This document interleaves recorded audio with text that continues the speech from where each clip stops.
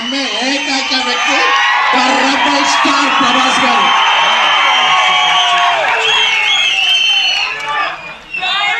అంటే ఆయన గురించి చెప్పుకుంటుంటే ఒకటి కాదు రెండు కాదు, ప్రతిరోజు ఒక ఎక్స్పీరియన్స్, ప్రతిరోజు ఒక ఎక్స్పెరిమెంట్. అంటే ఈ సినిమాలో ఇంట్రో సాంగ్ ఉంది, మెలోడీ సాంగ్ ఉంది, ముగ్గురు హీరోయిన్తో కలిపి సాంగ్ ఉంది.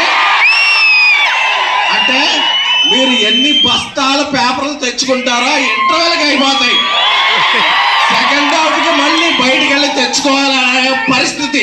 ఎందుకంటే మీరు ఈ మధ్య చూసిన సినిమాలో ఆయన ఆ సబ్జెక్ట్స్ దృష్ట్యా సాంగ్స్ లేవు, స్టెప్పులు లేవు, హీరోయిన్ లేరు, రొమాన్స్ లేదు, ముద్దు ముచ్చట్లేవు, అన్ని కలిపితే the Raja Saab pan India film. అప్పుడప్పుడు కొందరు అడుగుతుంటారు, మారుతి గారు ఇంతకు ముందు ఈ రేంజ్ సినిమా తీయలేదు కదా, ప్రభాస్ గారితో ఎలా తీశారని. ఈ రేంజ్ సినిమా తీయడం గొప్ప కాదు, ఈ రేంజ్ హీరోని అర్థం చేసుకోవడం గొప్ప.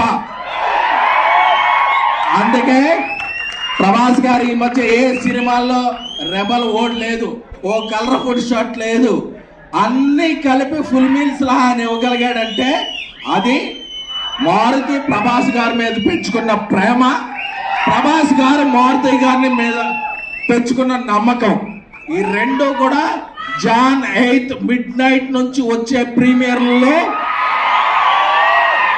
అప్పుడప్పుడు సింగిల్ లేట్ అవ్వచ్చు, అప్డేట్ లేట్ అవ్వచ్చు, కానీ మనం అప్డేట్ గా ఉంటాం. ప్రభాస్ గారు బాహుబలి వచ్చిన తర్వాత ఆయనకు ఇంటలెక్చువల్ ఫ్యాన్ సర్కిల్ కూడా వచ్చింది. ఎందుకంటే జమ్మల మడుగు నుంచి జపాన్ వరకు, అనకాపల్లి నుంచి అమెరికా వరకు ఆయనకు ఫ్యాన్ ఉంది. ఇందులో వింటేజ్ ప్రభాస్ గారిని మిస్ అయిన ఫ్యాన్స్ ఉంటారు, ఇంటలెక్చువల్ ఫ్యాన్స్ ఉంటారు. అందరికీ ఒకటే మాట చెప్తున్నా, రోజు social media, Twitter, Snapchat, Instagram, ShareChat అన్నిట్లో ఉంటా.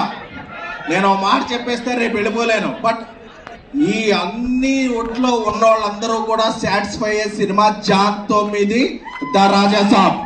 ఎందుకంటే మీకు ఎమోషన్ తెలుసు, నాకు ప్రమోషన్ తెలుసు.